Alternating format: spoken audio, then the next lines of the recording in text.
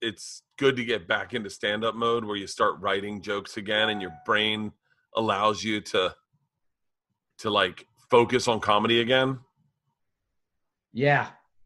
Yeah, no, I'm up for it. I'm actually looking right now to see what these thing goes for. GMC 76 in immaculate condition on eBay. What did they want for it? For a total of it's gone. You fucking cocksuckers. The Green Machine. I was all about it, dude. You know, and so much stuff happened since then that, like, me and my friends, we all kind of hit a wall and cleaned up and stopped going as hard. And, you know, all of my friends now is like, yeah, dude, I can't smoke the way I used to. I can't drink the way I used to. I went to the doctor. I got this. I got that. So we're all sort of like chilling. So I got to like try to figure out. It's weird because so much of our friendship, this is crazy, but so much of our friendship was based on getting fucked up together that I know we still like each other, but you got to try to think like, so now what do we do? Yeah. Play cards. Like, how do we get like, I'm used to, when I see them, I equate them with having a buzz or some sort of rush, some sort of altered experience. Your heart skipped a beat and you're like, oh, we're day drinking today. Dude, I remember a long time ago, me and DeRosa. He's still partying. We were such fucking animals together. I remember one night I was sitting at the bar at Caroline's and I really just wanted to take it easy. And I looked up and I hear this, oh, the big Queen's here. And I turn around and it's DeRosa. And I was like, hey, Twinkle Toes, right? The usual shit. And he comes down there. He's like, so what are we doing? I don't know. What are we doing? We're feeling each other out. And dude, we got fucking blasted to the point I didn't talk to him for like 48 hours. And I called him up and I was like, Joe, you know, we got to slow down, man. I got to be honest with you. I love you to death. But when I actually saw you on the stairs at Caroline, I got disappointed and thought, fuck, now I got to drink. He goes, shut the fuck up. And I said, yeah. He goes, dude, I thought the exact same thing when I saw you sitting at the bar.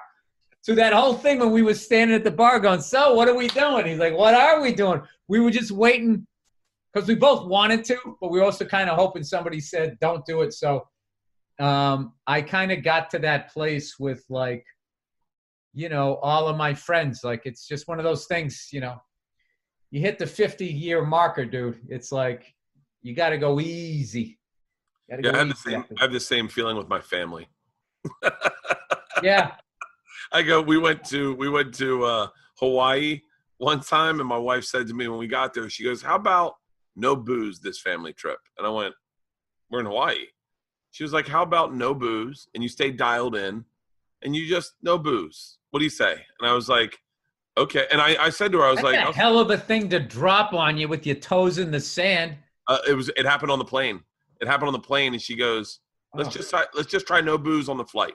And then I did no booze on the flight, and I felt good. And I got there, and then we hung out, and I didn't get a drink that night. And she was like, yeah, let's see if you can go no booze for the trip. She goes, just, you know, listen, if you want to have a drink, if it gets to that point, that's fine. But I remember we went to a luau at like a hotel. It wasn't even a nice luau. It was like in like a ballroom, an outdoor ballroom. It was just horrible. And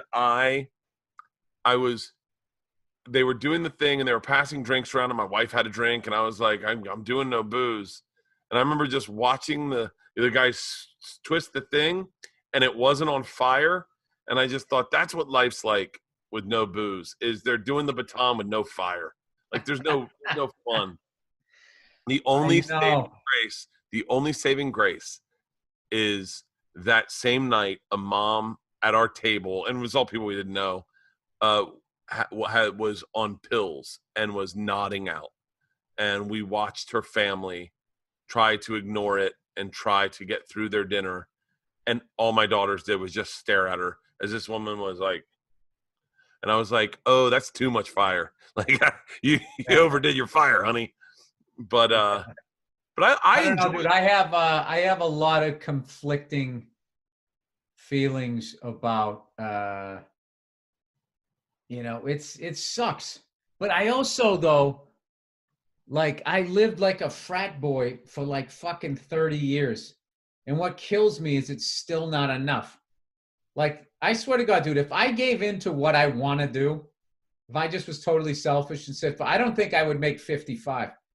Oh, I look at it this way. I didn't drink for like the first 15 days of this show that I'm doing. And then Snoop was like, hey, Bert, why don't you come in it's so funny. This is what a fucking. What are you supposed to do there? That's like one of the great hangs of your life, right? Yeah. But what's so funny, Bill, is this is what a pushover I am, and you'll get this. He did not understand this. He said from his trailer to my trailer, I'm about to get my trailer, and he goes, Bert, come on here and do a shot. And I thought he said, come on in here and shower. And I went over anyway. I walked in his trailer and I said, you want to take a shower? And he was like, what?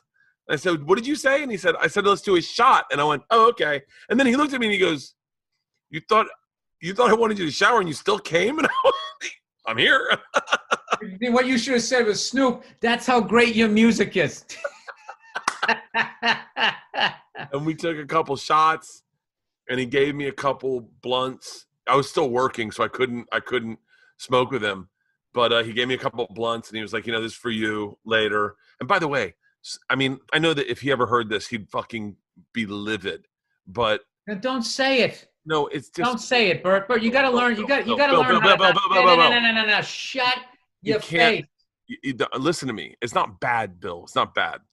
But like with his blunts, they're enjoyable like a cigar. Like it's not. You're not like you hit it and you take a hit, but you can sit with it. Like I smoked one of his blunts. I maybe inhaled like 3 times, but I smoked the whole blunt, just enjoying the smell and the flavor and the aroma. Like I'm saying he'd be livid because he'd be like, you just wasted an entire blunt. But I was like, I'm not going to lie. I'm getting upset with you. Yeah. Like I'm sure he was like, and then Cody. Oh, dude, have you seen these? This is another thing that I would go out and go buy a box of if they won $1 zillion. What? Have you seen those weed cigars? It's not a blunt. Oh my God, it's CBD, isn't it? No. It still gets you fucked up. Marijuana cigar. What? That's why I treat weed or Snoop's blunts.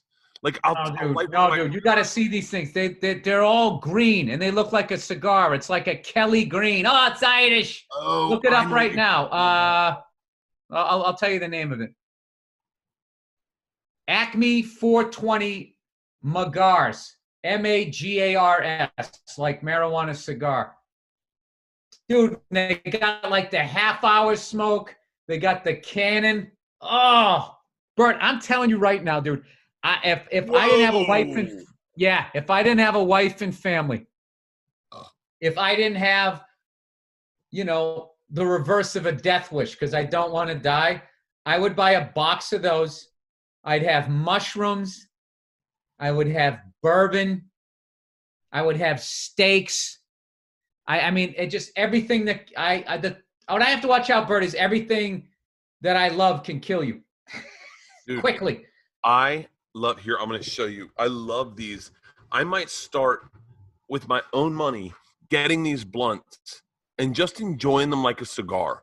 Like because I felt bad. The first time I did it, I felt bad because I was like, there's a lot of weed in here. It's like a fucking rich guy burning $100 bills. Yeah, but that's the same with a cigar. A cigar, you're burning like $20, $10. I know, but it's not like but the smoke, you're still enjoying the smoke.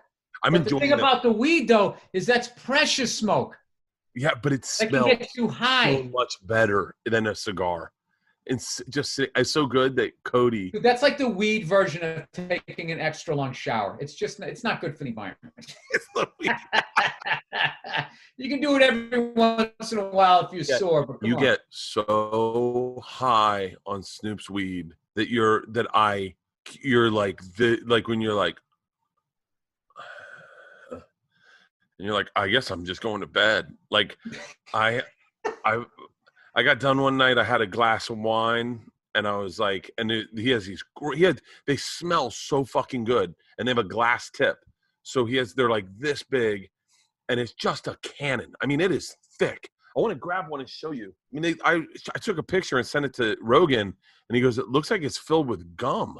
And I was like, it's so good. But and he's got his own brand, so he's got. I don't want to know the brand name. I don't want to know. I'm gonna go. You know what? Fuck that. Do it for the listeners. Do it for the listeners. I won't remember. Oh, my ass hurts so fucking bad. You are dressed like a Midwestern housewife on a fucking Saturday afternoon. Gonna go out there, get in the pool. All right. Google how much these cost. Okay. It's Louis the 13th. These are the ones he's been giving me. And they're so enjoyable. Those are amazing. Yeah. And they're individually packaged. Yeah, they come exactly. They're closed in, so they're sealed. Louis the 13th blunts. They're unreal. I mean, take a look at this, Bill. Wait a second. I'm trying to. Hey, look up the price, Andrew. Let me see that. Let me see that where it's got a glass tip on it. Glass tip. Oh wow. And the tobacco, it's not like a Swisher Sweet, but it tastes kind of sweet, you know, like it's. I hate that shit. It smells so good. I walked into Anytime anybody tells me about like a cigar that tastes sweet, I still remember the first time I had one and the last time I had one. I was in Chicago, and this guy had like this really light leaf, almost looked like whenever they had like that Connecticut wrap or something. Yeah. Dude, it was like I felt like I just ate pancakes or something and decided to fucking smoke. It was disgusting. It was really gross. I didn't like it. Yeah, they're really, really enjoyable, and it's like. I hope young people are getting something out of this, because this is what happens when you get to our age: is you sort of reminisce about the fun you'd have and the shit that you would be doing. he really enjoys marijuana. Like it's. All right, let's not talk. It's locker room shit. Okay, the man is he's a mogul. He's a legend in this business, and how he chooses to unwind is his business there.